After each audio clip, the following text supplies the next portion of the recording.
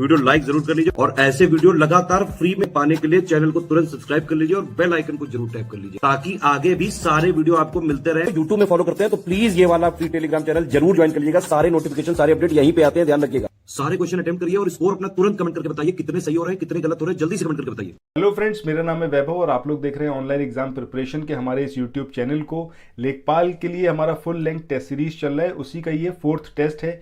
सो इस टेस्ट को कंप्लीट देखिएगा और हर एक क्वेश्चन यहाँ पर ट्राई करिएगा और कमेंट सेक्शन में अपना स्कोर शेयर कीजिएगा। तो सबसे पहला जो हमारा सेक्शन है वो हिंदी का। तो हिंदी वाले सेक्शन से स्टार्ट करते हैं और एक एक करके सारे क्वेश्चंस को यहाँ पर आप परफॉर्म करिए और देखिए आपको कितना इसमें आता है। तो सबसे पहला यहाँ पर क्वेश्चन है वाग्युद्ध। ये जो शब्द है इसमें किस प्रकार का तत्पुरुष समास है? ये कर्म तत्पुरुष समास है, करण तत्पुरुष है, संप्रदान है या फिर ये अधिकरण है? तो इसका आंसर यहाँ पर आपको बताना है कि क्या इसका आंसर रहेगा। तो इसका जो सही आंसर है वो क्या होगा आपका करण तत्पुरुष समास, यानी कि सेकंड वन जो होगा वो यहाँ पर इसका सही आंसर होगा। इसके बाद आगे चले अगले क्वेश्चन पे। अगला क्वेश्चन यहाँ पर गिवन है, इनमें से कौन सा शब्द द्विगु समास का उदाहरण है? अब ये भुजदंड है, माखन चोर है, भला बुरा है या फिर ये चतुर्भुज है? तो सही आंसर क्या होगा इसका 4th वन यानी कि चतुर्भुज। अच्छा, द्विगु समास में आपको पता होगा कि इसमें संख्यावाचक विशेषण होता है। जो पूर्व पद होता है वो कैसा होता है आपका संख्यावाचक विशेषण, उसी को क्या बोला जाता है द्विगु समास। अब जैसे यहाँ पर था आपका चतुर्भुज यानी कि 4 भुजाओं का समूह, तो इसमें जो पहला पद है वो कैसा है संख्यावाचक है, इसलिए कैसा है आपका द्विगु समास है। इसके बाद अगले क्वेश्चन की बात करें, यहाँ पर आपको युग्म दिया हुआ है या फिर हम कहें तो दो आपको ये सूची दे रखी है, एक तरफ शब्द है और दूसरी तरफ उसका पर्यायवाची। तो आपको बताना है कि कौन सा सुमेलित नहीं है। पहला है चंद्र, तो ये कलानिधि दिया हुआ है। चोर में कुंभिल दिया हुआ है। यमुना की बात करें तो अर्कजा दिया हुआ है। नदी की बात करें तो तरणी दिया हुआ है। सो पहला यहाँ पर चंद्र का कलानिधि एकदम सही है, आपको पहले से पता भी होगा। चोर की बात करें इसका इंपॉर्टेंट है, याद रखिएगा कुंभिल होता है। वहीं यमुना की बात करें तो अर्कजा, ये भी यहाँ पर करेक्ट है। बट अगर हम बात करें नदी की तो ये यहाँ पर इनकरेक्ट दिया हुआ है क्योंकि तरणी नौका का पर्यायवाची शब्द है ना कि नदी का। ठीक है, सो हमें यहाँ पर चूज करना था जो कि सुमेलित नहीं है, तो 4th वन जो होगा वो हमारा आंसर हो जाएगा। ठीक है, अब यहाँ पर कुछ एक इंपॉर्टेंट और इसके पर्यायवाची हैं, इनको भी देख लीजिए। अगर हम बात करते हैं तरणी की तो तरणी नौका के लिए होता है। अगर तरी होता तब भी ठीक होता। डोंगी भी इसका पर्यायवाची शब्द है और पतंग भी इसका पर्यायवाची शब्द है। वहीं नदी की बात करें तो नदी के जो पर्यायवाची हैं वो कौन से हैं? तटनी, सरिता, आपगा, निम्नगा या फिर कुलंकषा, ये किसके हैं? नदी के पर्यायवाची शब्द हैं। इसके बाद नेक्स्ट क्वेश्चन पे मूव करें। अगला क्वेश्चन है यहाँ पर आविर्भाव। ये जो शब्द है इसका विलोम क्या होगा? विभाव होगा, अभाव होगा, तिरोभाव होगा या फिर आविर्भाव होगा? तो सही आंसर क्या होगा इसका? तिरोभाव, ये इसका सही आंसर रहेगा। इसके बाद नेक्स्ट क्वेश्चन की तरफ चलते हैं। अगला क्वेश्चन यहाँ पर है सिंघाड़ा। इसका जो तत्सम रूप है ये क्या होगा? सिंघाड़ा होगा, सिंघाड़ा होगा, श्रृंगाटक होगा या फिर श्रृंग होगा? तो सही आंसर क्या होगा आपका 3rd वन यानी कि श्रृंगाटक, ये इसका सही आंसर होगा सिंघाड़े का तत्सम शब्द। इसके बाद अगले क्वेश्चन की बात करें, यहाँ पर उच्चारण, इसका जो सही संधि विच्छेद है वो आपको बताना है कि इसका संधि विच्छेद क्या होगा? उच्चारण होगा, उत्चारण होगा या फिर उत्चारण होगा या फिर उच्चारण होगा? तो सही आंसर क्या होगा इसका? उत्चारण, ये यहाँ पर इसका करेक्ट आंसर रहेगा। इसके बाद मूव करते हैं नेक्स्ट क्वेश्चन पे। अब ये जो अगला क्वेश्चन है इसमें बात करी गई है कि उन्नति, ये जो शब्द यहाँ पर गिवन है इसका संधि विच्छेद क्या होगा? उत्नति होगा, उत्नति होगा या फिर इसमें से बताना है कौन सा इसका सही आंसर होगा। तो सही क्या होगा आपका 3rd वन, या नीचे आपका ये हलंत भी लगेगा। ठीक है, इसको याद रखिएगा, हलंत कई बार इग्नोर कर देते हैं आप लोग, उसी की वजह से क्वेश्चन आपका गलत हो जाता है। ठीक है, तो इसको जरूर याद रखना है। इसके बाद आगे चलें, इससे पहले कुछ इंपॉर्टेंट अनाउंसमेंट है आप लोगों के लिए। सो दोस्तों यहाँ पर देखिए एक इंपॉर्टेंट बात क्या है कि अगर आपने अभी तक हमारा जो फ्री इनिशिएटिव है जो ज्ञान सर ने स्टार्ट किया हुआ है, ये 2 टेलीग्राम के लिंक आपको यहाँ पर शो हो रहे हैं, इनका लिंक आपको डिस्क्रिप्शन बॉक्स में भी मिल जाएगा। ठीक है, अब पहला वाला जो ये लिंक है ये आपका टेलीग्राम पर पूरा ग्रुप बनाया हुआ है जिसमें आपका लेखपाल की क्विज चलती है, फ्री ऑफ कॉस्ट है, कुछ भी यहाँ पर आपको पे नहीं करना है इसके लिए। ऐसे ही यूपी पीसीएस के लिए भी यहाँ पर एक क्विज का ग्रुप बनाया हुआ है टेलीग्राम पर, इसको आप तुरंत ज्वाइन करिए। अगर आप मतलब फ्री इनिशिएटिव तो एटलीस्ट आप ज्वाइन करिए ही करिए। ठीक है, इन केस आप थोड़ा स्पेंड कर सकते हैं, आपके पास इतना मॉनिटरी सपोर्ट है कि आप कर पाएँ। सजेस्ट करूंगा कि भाई आप लोग जो है यूपी पीसीएस के लिए या फिर लेखपाल जिसके लिए भी आप प्रयासरत हैं, ये जो यहाँ पर नंबर्स गिवन है इन नंबर्स पर कॉल करिए, या फिर ज्ञान सर का ये नंबर यहाँ पर दिया हो व्हाट्सएप नंबर, इस पर व्हाट्सएप करके भी आप कोर्स को परचेस कर सकते हैं। अगर आपने प्रीवियस क्विज देखी होंगी जो इस वाले चैनल पर चल रही हैं ज्ञान सर के मतलब थ्रू, तो इस वाले चैनल पर भी आपने देखा होगा, या फिर जो मेन चैनल है हमारा स्टडी फॉर सिविल सर्विसेज का, उस पर भी आपने देखा होगा कि क्विज से ही सीधे सीधे क्वेश्चन आपको एग्जाम में देखने को मिलते हैं। अब लेखपाल की अगर मैं बात करूं तो लेखपाल के जो आपका पेपर होगा इसमें सबसे ज़्यादा डोमिनेट करता है जो आपका सेक्शन है वो है ग्राम समाज का। वैसे तो हर किसी का इक्वल यहाँ पर पार्टिसिपेशन है, मतलब इक्वली डिवाइड करा हुआ है सिलेबस के अकॉर्डिंग 25-25 क्वेश्चन, बट फिर भी जो मतलब जिसमें सबसे ज़्यादा आपको स्कोर करना है वो है आपका ग्राम समाज, क्योंकि बाकी सेक्शन में तो नॉर्मली सब स्कोर कर लेंगे, बट ग्राम समाज में जो स्कोर अच्छा कर पाएगा उसी का सिलेक्शन यहाँ पक्का हो पाएगा। सो अगर आपने प्रीवियस वीडियोस में क्वेश्चंस का लेवल देखा हुआ है तो आपको समझ में आएगा कि अगर उस तरीके के क्वेश्चन आते हैं तो सिर्फ वही लोग यहाँ पर अटेम्प्ट कर पाएंगे जिन्होंने पेड कोर्स खरीदा होगा स्टडी फॉर सिविल सर्विसेज का। इसीलिए मैं आपको सजेस्ट कर रहा हूँ, तो अगर आप कर सकते हैं तो आप तुरंत उसको परचेस करिए। ये जो नंबर है इस पर कॉल करिए, या फिर ज्ञान सर को आप व्हाट्सएप करके भी इसके बारे में पूरा जानकारी ले सकते हैं। ठीक है, सो यहाँ पर अब हमारा नेक्स्ट क्वेश्चन जो है क्वेश्चन नंबर 8, इसमें है जिसकी दाढ़ी मूछ नहीं निकली हो उसके लिए जो एक शब्द है वो क्या होगा? अमोद होगा, अजात स्मर्श होगा, अंत्यज होगा, या फिर कूप मंडूक। तो सही आंसर क्या होगा आपका? अजात स्मर्श। अच्छा, पूरे इस क्विज में जहां जहां मैं आपसे क्वेश्चन पूछूं उस क्वेश्चन का भी आप आंसर कमेंट सेक्शन में जरूर करिएगा, इससे पता चलेगा आप कितना सीरियस हैं अपने आगामी परीक्षाओं के लिए। ठीक है, सो इसके बाद नेक्स्ट क्वेश्चन की तरफ चलें। अगला जो यहाँ पर क्वेश्चन है ये है आपका जो धरती फोड़कर जन्मता हो उसके लिए जो एक शब्द है वो क्या होगा? उद्भीज होगा, स्वयंभू होगा, भूजन्म होगा, या फिर द्विज होगा। तो सही आंसर क्या आएगा आपका? उद्भीज। उद्भीज का मतलब क्या है कि जो धरती फोड़कर जन्मता हो उसके लिए जो एक शब्द है वो क्या होगा? उद्भीज। इसके बाद नेक्स्ट क्वेश्चन पे चलें।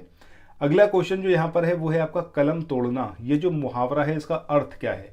गुस्सा करना, बढ़िया लिखना, मुकदमा खारिज करना, या फिर इनमें से कोई नहीं। तो सही आंसर क्या आएगा आपका? बढ़िया लिखना। ये अर्थ है इस मुहावरे का, यानी कि कलम तोड़ने का। इसके बाद आगे चलें नेक्स्ट क्वेश्चन पे। अगला क्वेश्चन है निम्नलिखित में से एक वाक्य अशुद्ध है, अब वो कौन सा है? पहला है मोहन गेहूं पिसवाने चक्की पर गया है, दूसरा है निर्दय व्यक्ति से मित्रता नहीं करनी चाहिए, तीसरा है उसके घर के पास एक मिठाई की दुकान है, और चौथा है उपर्युक्त कथन असत्य है। तो यहाँ पर थर्ड वन ये आपका अशुद्ध वाक्य है, क्योंकि उसके घर के पास मिठाई की एक दुकान है ये होना चाहिए था। एक मिठाई की दुकान का मतलब यहाँ पर गलत है। ठीक है, सो सही आंसर क्या होगा इसका, या फिर सही वाक्य क्या होगा कि उसके घर के पास मिठाई की एक दुकान है, ना कि एक मिठाई की दुकान है। तो बड़ा भारी अंतर है दोनों ही सेंटेंसेस में, अगर आपने गौर करा होगा तो आपको समझ में आई होगी बात। इसके बाद अगला क्वेश्चन है, यहाँ पर एक वाक्य दिया हुआ है, इसका शुद्ध रूप आपको बताना है। वाक्य क्या है कि इस समय आपकी आयु 40 वर्ष की है। तो इसके जो सही रूप होगा वो क्या होगा? पहला, इस समय आपकी आयु 40 है, दूसरा, इस समय आपकी अवस्था 40 वर्ष की है, तीसरा, इस समय आपकी आयु 40 की है, और चौथा कोई नहीं। तो सही आंसर क्या होगा आपका? सेकंड वन, यानी कि इस समय आपकी अवस्था 40 वर्ष की है, ये यहाँ पर करेक्ट होगा। इसके बाद मूव करते हैं नेक्स्ट क्वेश्चन पे। अगला क्वेश्चन यहाँ पर गिवन है निम्नलिखित शब्दों में स्त्रीलिंग शब्द को आपको चुनना है, वो कौन सा है? चित्र है, उरोज है, विस्तार है, या फिर गणना। तो सही आंसर क्या होगा? गणना जो है वो यहाँ पर सही होगा, क्योंकि इसका मतलब ये कैसा है आपका एक स्त्रीलिंग शब्द है। ठीक है, इसके बाद मूव करते हैं नेक्स्ट क्वेश्चन पे। अगला क्वेश्चन यहाँ पर गिवन है निम्न में से एक शब्द की वर्तनी अशुद्ध है, वो अधीन है, अंतर्ध्यान है, जागृत है, या फिर सन्यासी। तो यहाँ पर आप देखें अधीन की बात करें, अंतर्ध्यान की बात करें, या फिर सन्यासी की, तो इन तीनों की ही यहाँ पर वर्तनी शुद्ध है, जबकि जागृत की यहाँ पर गलत है। अब इसकी जो सही वर्तनी होगी वो क्या होगी आपकी? जागृत। ठीक है, ये आपको याद रखना है। राज नीचे इस तरीके से नहीं लगेगा, इस तरीके से लगेगा, या फिर अगर जागृति लिखा होता तब भी यहाँ पर ठीक होता। ठीक है, इसके बाद मूव करते हैं नेक्स्ट क्वेश्चन पे। अगला क्वेश्चन यहाँ पर गिवन है इनमें से एक शब्द की वर्तनी शुद्ध है, अब वो कौन सा है? प्रवर्तनीय है, पारंगक है, वही रंग है, या फिर ये सृजन है। तो सही आंसर क्या होगा आपका? सृजन, यानी कि फोर्थ वन जो है वो यहाँ पर सही होगा। जबकि अगर हम प्रवर्तनीय की बात करें तो इसका सही रूप ये होगा वही रंग, वहां पर पेट चिरा बा नहीं होगा, ये इस तरीके से होगा, ठीक है, मतलब पेट चिरा वाला होगा, वहां पर बिना पेट चिरा वाला था। इसके बाद पारंगक नहीं होता, पारंगत होता है। तो इस तरीके से इसको याद रखिएगा, इंपॉर्टेंट है काफ़ी। इसके बाद नेक्स्ट क्वेश्चन की तरफ चलें। अगला क्वेश्चन यहाँ पर है कि राम की किताब श्याम का घर वाक्य में कौन सा कारक है? संबंध कारक है, अपादान है, संप्रदान है, या फिर अधिकरण कारक है? राम की किताब या फिर श्याम का घर। अब इसमें क्या इसके अंदर रिप्रेजेंट हो रहा है? संबंध, की राम की किताब, ठीक है, मतलब किताब किसकी? राम की। तो ये क्या है? संबंध बताने वाली बात है। ऐसे ही श्याम का घर, तो इसमें कौन सा? संबंध कारक। इसके बाद आगे चलें। अगला क्वेश्चन है, निम्न में से कौन सा शब्द एक वचन है? प्राण है, लोग है, आंसू है, या फिर लता। तो यहाँ पर हम बात करें प्राण की, लोग या फिर आंसू, तो ये कैसे हैं? आपके बहुवचन वाले हैं। जबकि अगर लता की बात करेंगे तो इसका बहुवचन क्या होता है? लताएं होता है। यहाँ पर आपको एक वचन वाला चुनना था, तो लता यहाँ पर सही आंसर आएगा। इसके बाद अगले क्वेश्चन की बात करें। अगला क्वेश्चन यहाँ पर है, निम्न में से कौन सा पर्यायवाची युग्म सुमेलित नहीं है? सुधा, पीयूष, कृतज्ञ, कृतघ्न, तरुणी, प्रमदा, कुवलय, इंदिवर। तो सही आंसर क्या होगा आपका? सेकंड वन, क्योंकि बाकी ये तीनों ही, चाहे सुधा पीयूष की बात करें, तरुणी प्रमदा की बात करें, कुवलय इंदिवर की बात करें, ये एकदम करेक्ट है। जबकि कृतज्ञ और कृतघ्न ये कैसा है? आपका अपोजिट है, यानी कि विलोम वाले हैं, ये पर्यायवाची नहीं है। इसके बाद अगले क्वेश्चन की बात करें। उसने अपनी कमाई का अधिकांश भाग व्यर्थ गवा दिया। इस वाक्य में, वाक्य का शुद्ध रूप होगा वो क्या होगा? कि उसने अपनी कमाई का अधिकतर भाग व्यर्थ गवा दिया, या फिर उसने अपनी कमाई का अधिकांश गवा दिया, या फिर उसने अपनी कमाई का अधिकांश भाग व्यर्थ में गवा दिया, या फिर कोई नहीं। तो सही आंसर क्या होगा? उसने अपनी कमाई का अधिकांश गवा दिया। अधिकांश और भाग दोनों एक साथ नहीं आएंगे, क्योंकि अधिकांश का मतलब ही क्या है कि मतलब काफी अंश जो है उसने गवा दिया, तो ये रिपीटेड मोड में हो जाएगा। तो इसलिए यहाँ पर कभी भी आपको ऐसा दिखे कि अधिकांश के साथ में भाग दिया हो तो वो गलत है, ठीक है। इसके बाद अगले क्वेश्चन की बात करें। यहाँ पर दिया हुआ है करपट, ये जो है इसका तद्भव रूप कौन सा होगा? कपाट होगा, कारपेट होगा, कपूर होगा, या फिर कपड़ा। तो सही आंसर क्या है? कपड़ा। कपड़े का ही जो तत्सम रूप होता है वो क्या होता है? आपका करपट, ठीक है। इसके बाद मूव करते हैं नेक्स्ट क्वेश्चन पे। तो नेक्स्ट क्वेश्चन के लिए आपको जाना पड़ेगा इस पूरे एक आर्टिकल पर, ठीक है। अब इस गद्यांश को मैं आपके लिए एक बार रीड कर रहा हूँ, इसको ध्यान से सुनिएगा और मेरे साथ ही इसको पढ़ते रहिएगा। इसका बेस्ड ही आगे आपको क्वेश्चन देखने को मिलेंगे। अब यहाँ पर गद्यांश क्या है कि विदेश मंत्री एस जयशंकर ने चीन के रवैये को लेकर जो चिंता और नाराजगी जताई है वह बेवजह नहीं है। पिछले 2 वर्षों में तो चीन ने सारी हदें पार कर दी। सीमा पर शांति बनाए रखने के लिए नए पुराने सभी समझौतों की धज्जियां उड़ाते हुए गलवान जैसे गंभीर विवाद खड़े कर दिए। आखिर कौन भूल सकता है कि चीनी सैनिकों ने सीमा का उल्लंघन करते हुए भारतीय जवानों पर हमला कर दिया था और हमारे 24 जवान शहीद हो गए थे।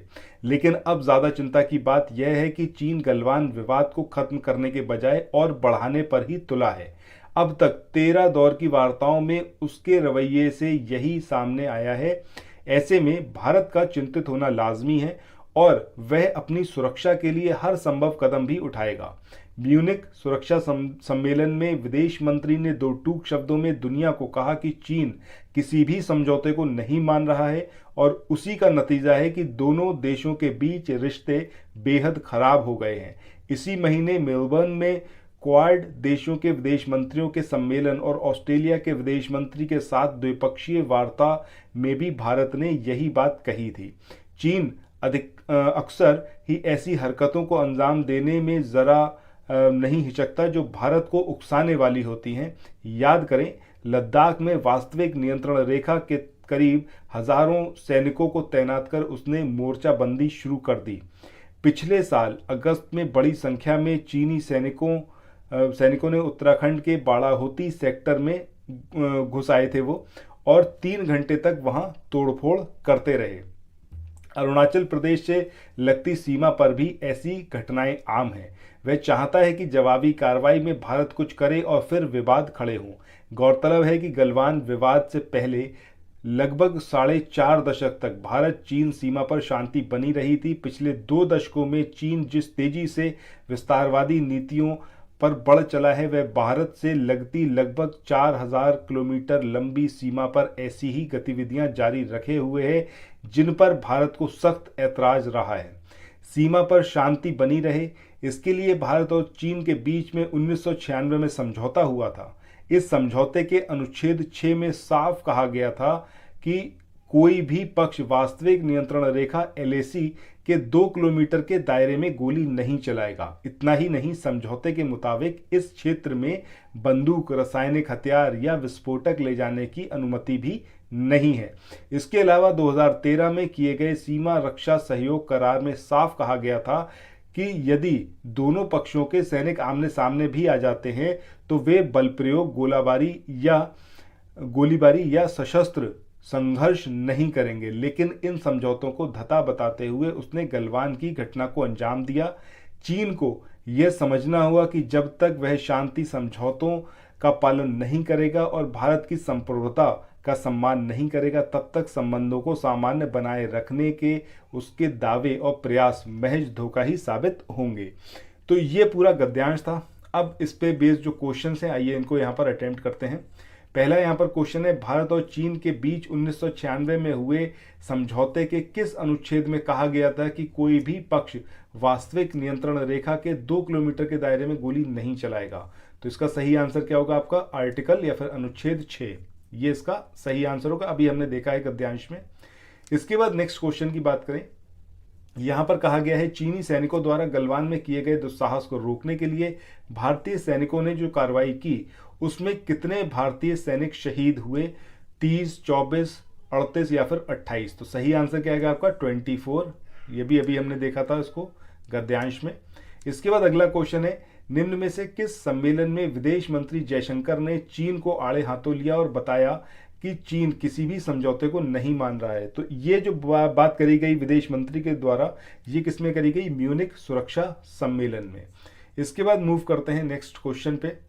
अगला जो यहाँ पर क्वेश्चन है वो है आपका, पिछले साल अगस्त में उत्तराखंड के किस भाग में चीनी सैनिक बड़ी संख्या में, अब यहाँ पर ये बढ़ी नहीं है, इट शुड बी बड़ी संख्या में घुस आए और 3 घंटे तक उत्पात मचाते रहे? ये बाड़ाहोती सेक्टर है, गुरमौती है, त्रिशूल है या फिर मालरी है? तो सही आंसर क्या होगा आपका? बाराहोती सेक्टर। इसके बाद आगे चलें। अगला जो यहाँ पर क्वेश्चन है वो है आपका, उपरोक्त गद्यांश का उचित शीर्षक निम्न में से क्या है? चीन की आक्रामक नीति, भारत चीन दुश्मनी, चीन का रवैया या फिर निम्न में से कोई नहीं? तो सही आंसर क्या आएगा आपका? चीन का रवैया।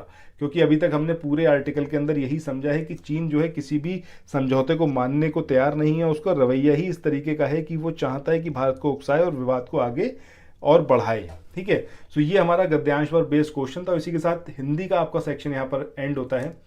और यहाँ पर मैं आपको एक चीज़ फिर से याद दिला दूं कि ये जो आप नंबर देख रहे हैं अपनी स्क्रीन पर, इन नंबर्स पर आप कॉल करके लेखपाल के लिए और यूपी PCS के लिए जो पेड कोर्स है उसको परचेज कर सकते हैं। ज्ञान सर का यहाँ पर नंबर गिवन है, इस व्हाट्सएप नंबर पर आप बात कर सकते हैं, उनसे चैट कर सकते हैं और सही जानकारी प्राप्त कर सकते हैं और पेड कोर्स जो है उसको परचेज कर सकते हैं। मैं आपको सजेस्ट करूँगा कि लेखपाल वाला आप ज़रूर परचेज करिए। ठीक है, और अगर आप PCS के लिए प्रयासरत हैं तो इसको भी ज़रूर करिए। और यहाँ पर आप पेड कोर्स को परचेस करने के लिए सिंपली नंबर्स पर कॉल या व्हाट्सएप करके आप जानकारी प्राप्त कर सकते हैं। और अगर नहीं आप कर सकते हैं लेखपाल के लिए या फिर यूपी PCS के लिए पेड कोर्स को परचेस, तो एटलीस्ट जो ये फ्री इनिशिएटिव है, इस फ्री इनिशिएटिव को ज़रूर ज्वाइन करिएगा। ये जो लिंक मैं यहाँ पर आपको हाईलाइट कर रहा हूँ, ये लिंक आपको डिस्क्रिप्शन बॉक्स में मिल जाएंगे। इन लिंक्स पर जाइए, टेलीग्राम पे इन ग्रुप्स को ज़रूर ज्वाइन करिए और जो क्विज़ वहाँ पर परफॉर्म होती है उस क्विज़ को ज़रूर लगाइए। आपको बहुत ज़्यादा बेनिफिट होगा। और ये समझिए तकरीबन 80 से 90% के आसपास क्वेश्चन आपको वही मिल जाएंगे जो आप यहाँ पर अटेम्प्ट करेंगे। तो ये आप एक बार कोशिश ज़रूर करिएगा। इतना तो एटलीस्ट आप कर ही सकते हैं कि फ्री इनिशिएटिव है, इसमें कुछ पैसे भी चार्ज नहीं होने, तो इसको ज़रूर करिए। पेड कोर्स ले लेंगे तो वेल एंड गुड है, आपको कहीं और कुछ नहीं देखना। जो पेड कोर्स होगा सिर्फ उतना पढ़िए, मोर देन इनफ है, वहीं से आपका सिलेक्शन पक्का हो जाएगा। और ये सिर्फ कहने वाली बात नहीं, अभी तक आपने देखा है जो स्टडी फॉर सिविल सर्विसेज का हिस्ट्री रहा है, तो हम लोगों ने जो चीज़ बोली है उसको यहाँ पर पूरा किया गया है और स्टूडेंट्स का बहुत बेनिफिट हुआ है। हर एग्ज़ाम में यहाँ पर स्टूडेंट सिलेक्ट होते हैं, तो ये चीज़ मतलब आपको ऑलरेडी पता भी होगी, इसीलिए मैं आपको बोल रहा हूँ, आप चाहें तो परचेस कर सकते हैं। सो बहरहाल अब हम मूव करते हैं अपने नेक्स्ट सेक्शन पे। अगला सेक्शन हमारा जीएस वाला है। तो यहाँ पर पहला जो क्वेश्चन है ये है आपका, निम्न में से कौन सिकंदर का जल सेनापति था, यानी कि नेवल कमांडर ऑफ अलेक्जेंडर, ये कौन था? निरियास्कस था, सेल्यूकस निकेटर था, फिलिप था, या फिर इनमें से कोई नहीं? तो सही आंसर क्या आएगा आपका? निरियास्कस। इसके बाद आगे मूव करें, नेक्स्ट क्वेश्चन है यहाँ पर कि गुप्ता साम्राज्य के संबंध में जो यहाँ पर कथन दिया आपको बताना है कौन सा असत्य है। पहला, इसका संस्थापक श्रीगुप्त था, ये वाली बात एकदम सही है। दूसरा, चंद्रगुप्त प्रथम का विवाह कुमार देवी के साथ हुआ था, दिस इज ऑल्सो करेक्ट। तीसरा है, समुद्रगुप्त शिव का उपासक था। देखिए, शिव का उपासक नहीं था समुद्रगुप्त, ये विष्णु के उपासक थे। तो ये चीज यहाँ पर गलत है और हमें यहाँ पर असत्य कथन को ही चुनना था। तो हमारा आंसर क्या होगा? Third one. इसके बाद चौथा यहाँ पर है कि नालंदा विश्वविद्यालय की स्थापना कुमारगुप्त ने की थी, ये भी यहाँ पर करेक्ट है। इसके बाद आगे बढ़े नेक्स्ट क्वेश्चन पे। अगला क्वेश्चन जो यहाँ पर है वो है आपका, प्रसिद्ध सूफी संत शेख सलीम चिश्ती निम्न में से किसके समकालीन थे? बलबन, अकबर, हुमायूं या फिर जहांगीर? तो सही आंसर क्या होगा इसका? अकबर। अकबर के समकालीन थे सलीम चिश्ती। इसके बाद आगे चले अगले क्वेश्चन पे। अगला क्वेश्चन यहाँ पर है, निम्न में से किसके शासनकाल में इनाम कमीशन इसकी स्थापना की गई थी? लॉर्ड डलहौजी, बेंटिक, एलिंगन या फिर लॉरेंस? किसके कार्यकाल में इनाम कमीशन की स्थापना हुई? तो सही आंसर क्या आएगा आपका? लॉर्ड डलहौजी, इनके कार्यकाल में, इनके टेन्योर में इनाम कमीशन इसकी स्थापना की गई थी। इसके बाद अगले क्वेश्चन की बात करें, यहाँ पर है, निम्न में से किसने भवानी मंदिर नामक पुस्तक जो है उसको लिखा था? भूपेंद्र नाथ दत्त ने, वारिंद्र कुमार घोष, विनायक दामोदर सावरकर या फिर पी मित्रा? तो इसका जो सही आंसर आएगा वो क्या आएगा आपका? वारिंद्र कुमार घोष। इसके बाद अगले क्वेश्चन की बात करते हैं, निम्न में से किस बिल के विरोध में बटुकेश्वर दत्त और भगत सिंह ने सेंट्रल लेजिस्लेटिव असेंबली में 8 अप्रैल 1929 को खाली बेंचों पर बम फेंका था?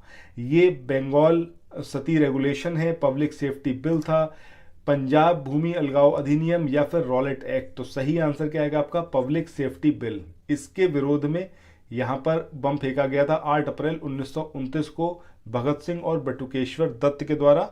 और ये आपने अगर मूवीज देखी होंगी भगत सिंह के ऊपर जो भी मूवीज बनी है तो हर किसी में इस चीज को मेंशन किया गया है। इसके बाद अगले क्वेश्चन की बात करें, अटाकामा मरुस्थल में निम्न में से किसका भंडार है? लोहा, मैग्नीज, नाइट्रेट या फिर गंधक? तो सही आंसर क्या है आपका? नाइट्रेट। यहाँ पर क्या है? नाइट्रेट का स्टोर है अटाकामा डेजर्ट में। इसके बाद मूव करते हैं नेक्स्ट क्वेश्चन पे। अगला क्वेश्चन है यहाँ पर, आसवान बांध ये निम्न में से किस नदी पर है? जाम्बेजी पर है, सीन पर है, कॉन्गो पर है या फिर थेम्स रिवर पर? तो सही आंसर क्या आएगा आपका? Zambezi river. यहाँ पर बना हुआ है कौन सा? आसवान बांध। इसके बाद मूव करते हैं नेक्स्ट क्वेश्चन पे। अगला क्वेश्चन है, हेलोफाइट इसके संबंध में क्या सही है?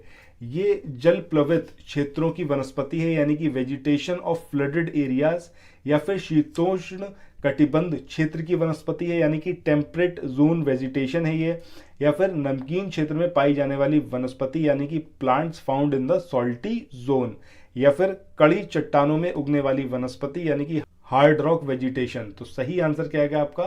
थर्ड वन, यानी कि नमकीन क्षेत्र में पाई जाने वाली वनस्पति है हेलोफाइट। इसके बाद मूव करते हैं नेक्स्ट क्वेश्चन पे। इसके बाद अगले क्वेश्चन की बात करें, पनामा नहर निम्न में से किसके बीच स्थित है? यानी कि Panama canal is situated between which of the following? Caribbean Sea and Red Sea, यानी कि कैरेबियन सागर और लाल सागर, कैरेबियन सागर और प्रशांत महासागर, उत्तरी सागर और रॉटरडम, या फिर उत्तरी सागर और बाल्टिक सागर? तो सही आंसर यहाँ पर क्या आएगा? कैरेबियन सागर और प्रशांत महासागर, इसके बीच में स्थित है पनामा नहर। वेरी इंपॉर्टेंट, जरूर आपको याद रखना है। इसके बाद अगले क्वेश्चन की बात करें, निम्न में से कौन सी मीठे पानी की सबसे बड़ी झील है? कैस्पियन सागर है, सुपीरियर है, विक्टोरिया है, या फिर ये बैकाल झील है? तो सही आंसर क्या आएगा आपका? सुपीरियर झील, ये मीठे पानी की सबसे बड़ी झील है। इसके बाद आगे चलें नेक्स्ट क्वेश्चन पे, निम्न में से किस प्रकार के बादल का आकार समतल एवं शीर्ष गुंबद नुमा होता है? स्तरीय बादल, कपासी बादल, पशाब बादल, या फिर इनमें से कोई नहीं? तो लोब्ड क्लाउड जो होते हैं, यानी कि पशाब बादल जो होते हैं, ये इसका सही आंसर आएगा। इनमें जो बादल का आकार होता है वो समतल होता है और शीर्ष जो है वो कैसा होता है? गुंबद नुमा होता है। गिवन है वो है आपका, निम्न में से कौन सी पंचवर्षीय योजना पीसी महालनोबिस मॉडल पर आधारित है? पहली, दूसरी, तीसरी या फिर ये है चौथी? तो सही आंसर यहाँ पर क्या होगा आपका? जो दूसरी पंचवर्षीय योजना है ये पीसी महालनोबिस मॉडल पर बेस्ड थी।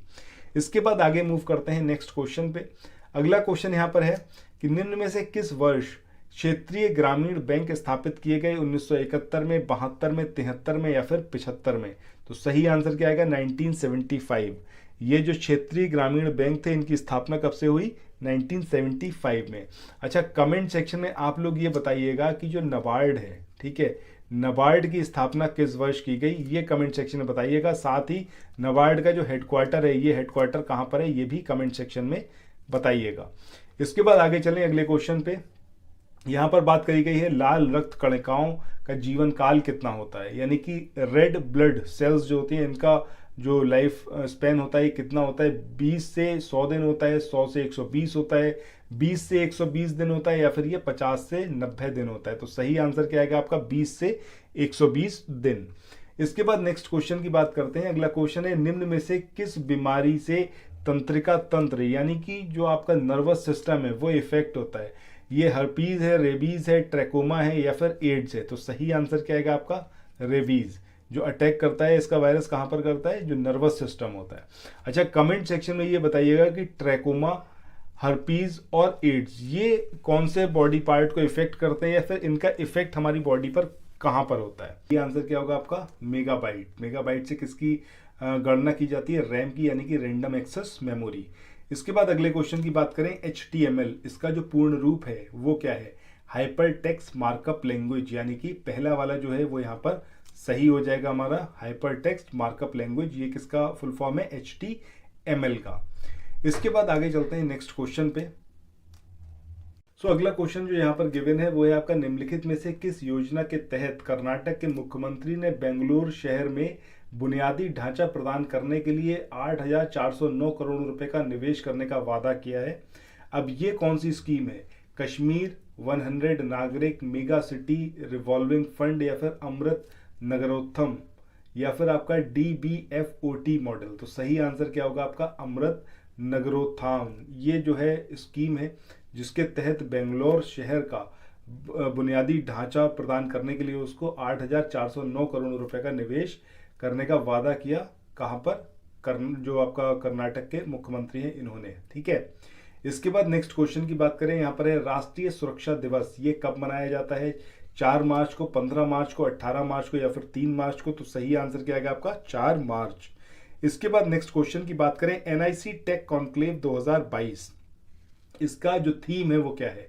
75 digital solution from NIC, citizen empowerment through digital transformation in government, next gen technologies for digital government, या फिर emerging technologies application specially in e-commerce? तो सही आंसर क्या आएगा आपका?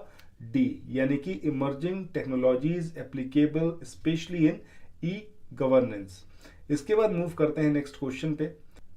इसके बाद अगले क्वेश्चन की बात करें। अगला क्वेश्चन है, एंटोनियो कोस्टा इनको जो है कौन से देश के प्रधानमंत्री के रूप में चुना गया?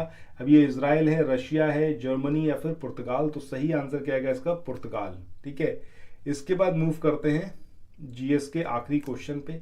ये जो है यहाँ पर बात करी गई है, यूरोप का सबसे बड़ा परमाणु ऊर्जा संयंत्र किस शहर में स्थित है जिस पर रूस यूक्रेन युद्ध के दौरान रूस ने हमला किया? बहुत ज्यादा ये सुर्खियों में रहा था। कमेंट सेक्शन में आप उसका नाम भी मुझे बताइएगा कि कौन सा वो आपका परमाणु ऊर्जा संयंत्र है यूक्रेन का जिस पर रशिया ने हमला किया था। अब ये है कहां पर? एनहोद्री में है, खोखवा में है, या फिर ये आपका खरकीव में है, या फिर कीव में? तो सही आंसर क्या आएगा आपका? एनहोद्री, ठीक है। इसके साथ ही हमारा GS वाला सेक्शन यहाँ पर एंड हो रहा है। और जो भी मैंने आपसे क्वेश्चन पूछे इनको बताइएगा। और यहाँ पर एक चीज़ हाँ इंपॉर्टेंट है, देखिए ये जो आपको नंबर यहाँ पर गिवन किए हुए हैं, इन नंबर्स पर आप कॉल करें, व्हाट्सएप करें, और कैसे भी करके आप जो है अपना पेड कोर्स परचेज कर सकते हैं।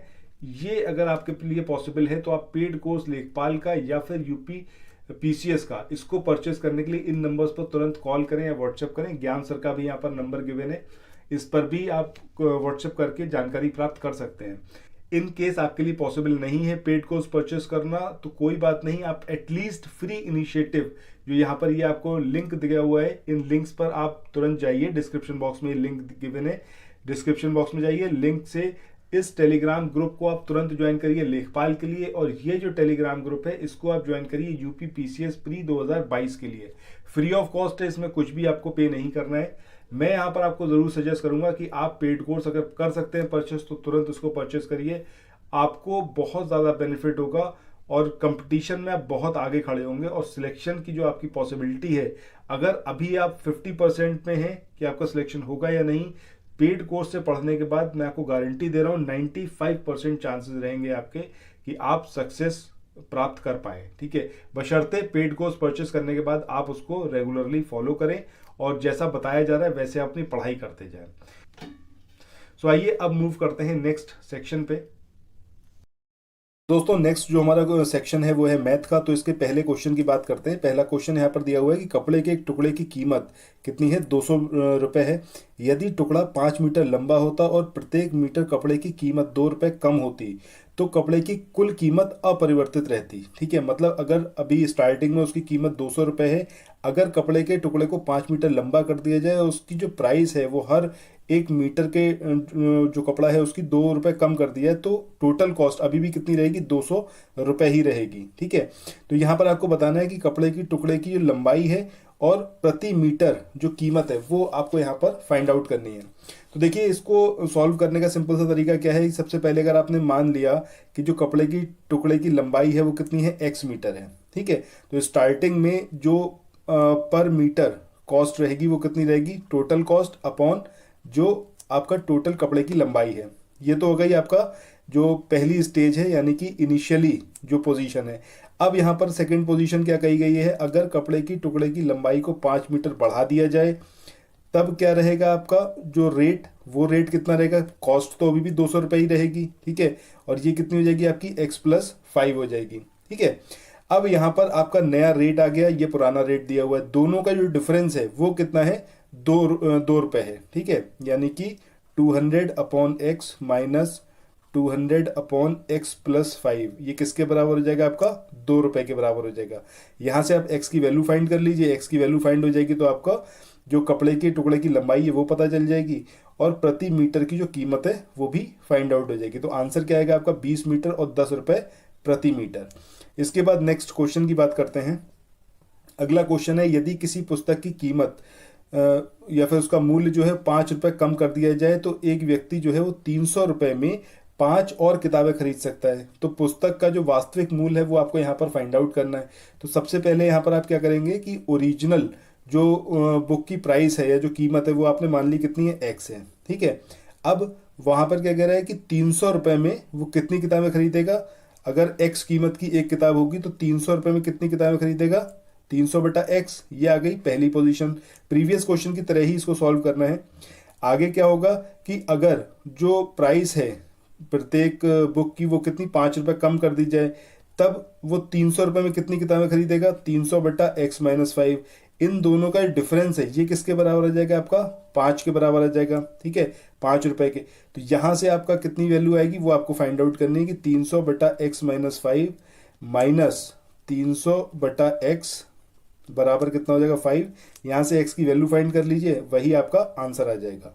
तो आंसर जो आएगा वो कितना होगा, 20 उस नंबर। ठीक है, इसके बाद अगले क्वेश्चन की बात करें। यहाँ पर आपको एक तालिका दे रखी है जिसमें 12 छात्रों के वजन को यहाँ पर दर्शाया गया है। ठीक है, वेट दे रखा है और ये फ्रीक्वेंसी दे रखी है। आपको फाइंड आउट करना है जो मीन वैल्यू होगी। ठीक है, मीन वेट क्या होगा वो आपको फाइंड आउट करना है।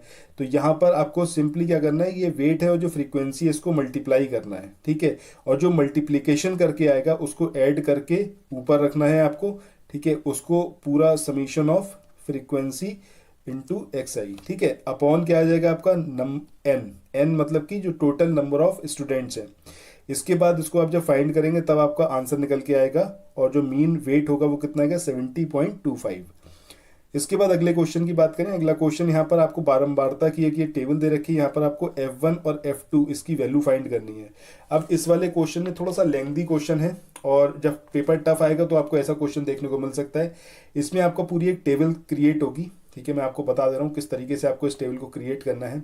F1 और F2 की वैल्यू 28 और 24 आएगी। तो यहाँ पर आप क्लास लिखेंगे, एक यहाँ पर ये कॉलम बनेगा। इसके बाद एक आपका फ्रीक्वेंसी का कॉलम बनेगा, यानी कि जो आपका फ्रीक्वेंसी दी हुई है। ठीक है, जिसमें F1 और F2 आपको निकालना है, तो इसकी एक टेबल बनाएंगे। इसके बाद मिड वैल्यू की एक टेबल बनाएंगे। ठीक है, मिड वैल्यू का मतलब क्या, जैसे स्टार्टिंग में 0 से 20 क्लास दिया हुआ था तो इसकी मिड वैल्यू कितनी हो जाएगी, 0 + 20/2 दैट मीन्स 10। तो इसी तरीके से ये सारी वैल्यूज यहाँ फाइंड करेंगे, मिड वैल्यूज निकालेंगे, ठीक है। इसके बाद एक यहाँ पर फॉर्मूला लगेगा यू आई बराबर एक्स आई माइनस ए अपॉन एच, ठीक है। अब ए क्या है, एज्यूम्ड फ्रीक्वेंसी, मतलब ये जो हमारा पूरी टेबल दिया हुआ था इसमें हमने एक एज्यूम्ड फ्रीक्वेंसी ले ली, अपनी तरफ से मान लिया, ठीक है। मान लिया सपोज एज्यूम्ड फ्रीक्वेंसी कितनी है, 50 है, ठीक है। अब यहाँ पर जो एच है, ये जो आपको इंटरवल दिया है 0 से 20, ठीक है, तो ये 20 का इंटरवल दिया हुआ है, 0 से 20 है, 20 से 40 है, 40 से 60, तो इंटरवल कितना है आपका 20 का, ठीक है। तो एच की वैल्यू कितनी हो जाएगी, 20 हो जाएगी, ए की वैल्यू 50 हो जाएगी, और एक्स आई, ठीक है, एक्स आई आपका क्या होगा, जो आपने मिड वैल्यूज यहाँ पर फाइंड आउट करी है, एक्स आई की वैल्यू यहाँ पर रखेंगे, यहाँ पर आप ए की वैल्यू रखेंगे, यहाँ एच की रखेंगे, और ये पूरी यहाँ पर टेबल क्रिएट होके आएगी। इसके बाद आपको सिंपली जो ये एफ आई दिया हुआ है, यानी कि जो फ्रीक्वेंसी है, फ्रीक्वेंसी को यू आई से मल्टीप्लाई करना है, एफ आई यू आई की एक यहाँ पर ये टेबल क्रिएट करेंगे। जब ये पूरी टेबल क्रिएट हो जाएगी तब उसके बाद आपको क्या करना रह जाएगा कि जो आपका एन है, ठीक है, नंबर इक्वल टू कितना हो जाएगा, एफ आई इक्वल टू 120, ये आपको क्वेश्चन में गिवन था, ठीक है। फ्रीक्वेंसी का समीशन कितना गिवन था, 120। इसके अलावा एक जो आपने अभी एफ आई और यू आई का मल्टीप्लीकेशन निकाला है, ये जो भी निकल के आएगा इसको यहाँ पे रखना है, ठीक है। अब यहाँ पर 120 के इक्वल होगा, ठीक है, तो यहाँ पर आपका कितना हो जाएगा, ये जो फ्रीक्वेंसीज हैं, अगर जो सारी फ्रीक्वेंसी यहाँ पर आप देखें क्वेश्चन में, ये जो फ्रीक्वेंसी इन सबको ऐड करेंगे और ये किसके इक्वल होगा, 120 के इक्वल होगा, ठीक है। तो यहाँ से F1 और F2 की टर्म्स में एक आपको इक्वेशन मिल जाएगी, और दूसरी इक्वेशन जो आपको मिलेगी वो मिलेगी आपको जो मीन वैल्यू दी हुई है ना, मीन वैल्यू कितनी आपने ली थी, 50 ली थी जो एज्यूम करी थी, तो A plus H 1/n summation F I U I equal to 50, ये यहाँ पर आप फॉर्मूला पूरा लगाएंगे, और उसके बाद इसको जब आप फाइनली सॉल्व आउट करेंगे तो यहाँ से आपको एक F1 और F2 की टर्म में इक्वेशन मिलेगी, और एक इक्वेशन आपको पहले ही जो फ्रीक्वेंसी को एडिशन ऐड करा था 120 के इक्वल रखा था वहाँ से मिली थी। इन दोनों इक्वेशन को सॉल्व करेंगे तब आपका F1 F2 निकल के आएगा। आई होप कि ये थोड़ा बहुत आपको समझ में आया होगा। देखिए टिपिकल क्वेश्चन है ये, और अगर पेपर टफ बन के आएगा तब इस तरीके के क्वेश्चन आपको देखने को मिलेगा, अदरवाइज नहीं मिलेगा। बट फिर भी आपका मतलब कोशिश ये होनी चाहिए कि भाई हर एक तरीके के क्वेश्चन आपके करे हुए होने चाहिए, ठीक है। इसके बाद नेक्स्ट क्वेश्चन की बात करें, यहाँ पर एक वृत्त की परिधि उसके व्यास से 16.8 सेंटीमीटर अधिक है। आपको वृत्त की त्रिज्या जो है वो ज्ञात करनी है। अब देखिए यहाँ पर वृत्त की परिधि यानी कि जो सर्कमफेरेंस है उसको अगर हम सी मान लें, ये उसके व्यास यानी कि डी से कितना ज़्यादा है, 16.8, ठीक है। ये इक्वेशन दे रखी है। अब यहाँ पर अगर हम बात करें सर्कमफेरेंस से फिर परिधि की, तो परिधि क्या होती है आपकी 2πr।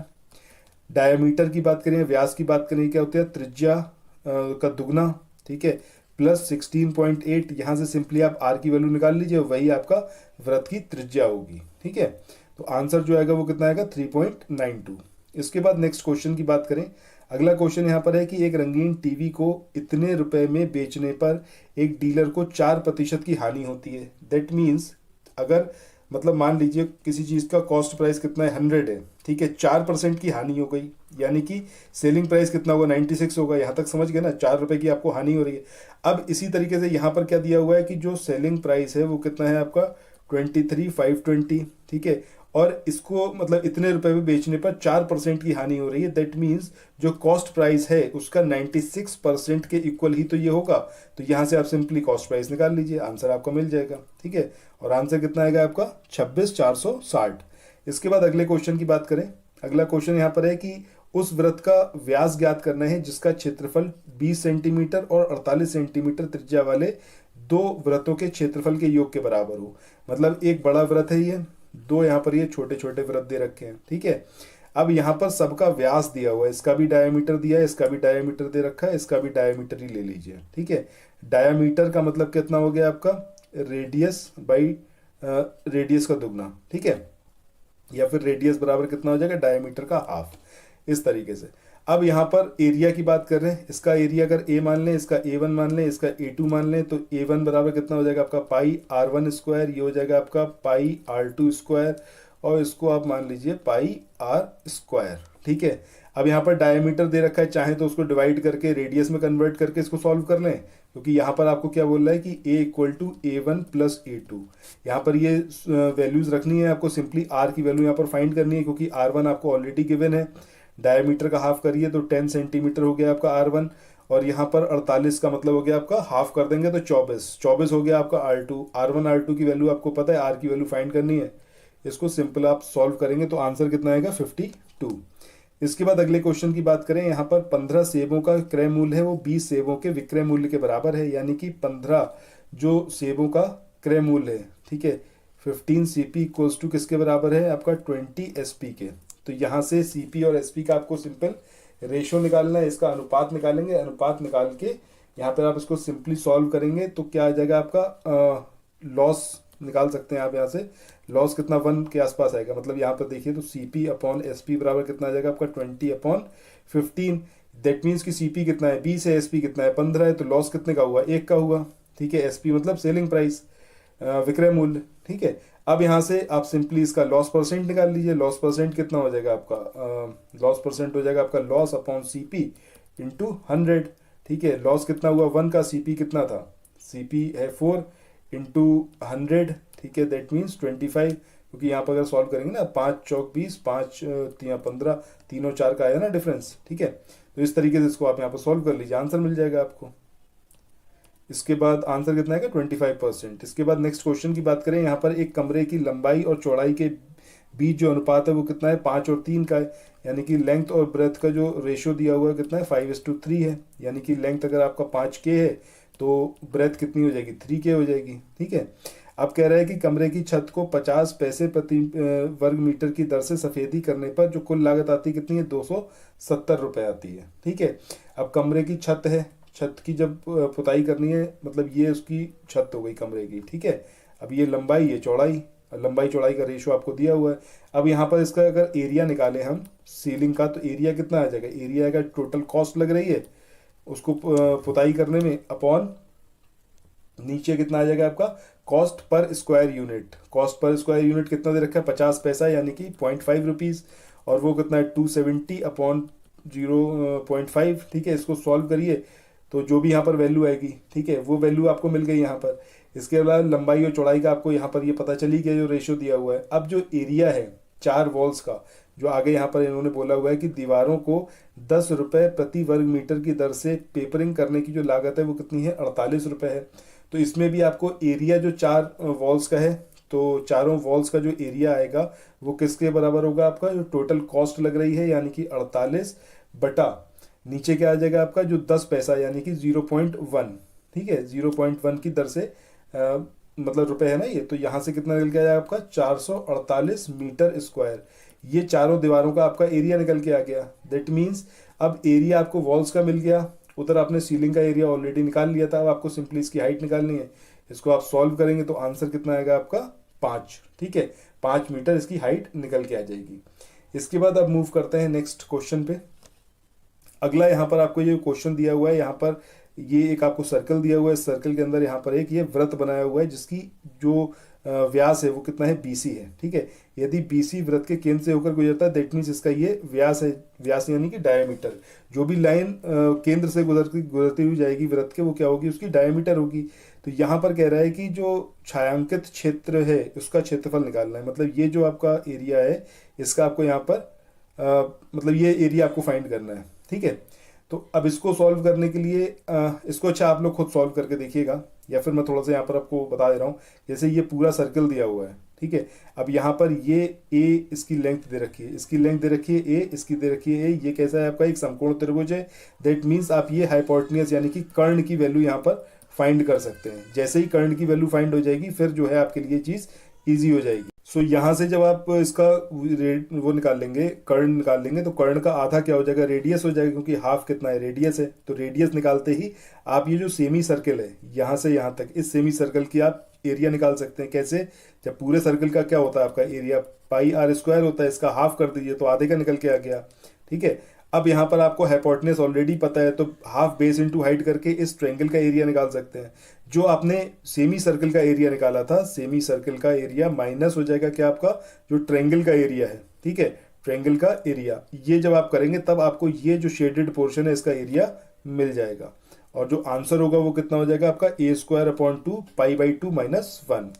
इसके दोस्तों अगले क्वेश्चन की बात करें, 61 नंबर का जो हमारा क्वेश्चन है इसमें बात करी गई है कि PQRS, ये जो आप देख रहे हैं स्क्रीन पर, ये एक स्क्वायर है, ठीक है, और 4 बराबर वृत्त एक दूसरे को स्पर्श कर रहे हैं जिनके केंद्र वर्ग के जो शीर्ष हैं PQRS, ये इसके केंद्र हैं। मतलब यहाँ पर सेंटर बनाते हुए एक सर्कल बनाया, ऐसे ही दूसरा सर्कल बनाया, तीसरा बनाया और चौथा बनाया।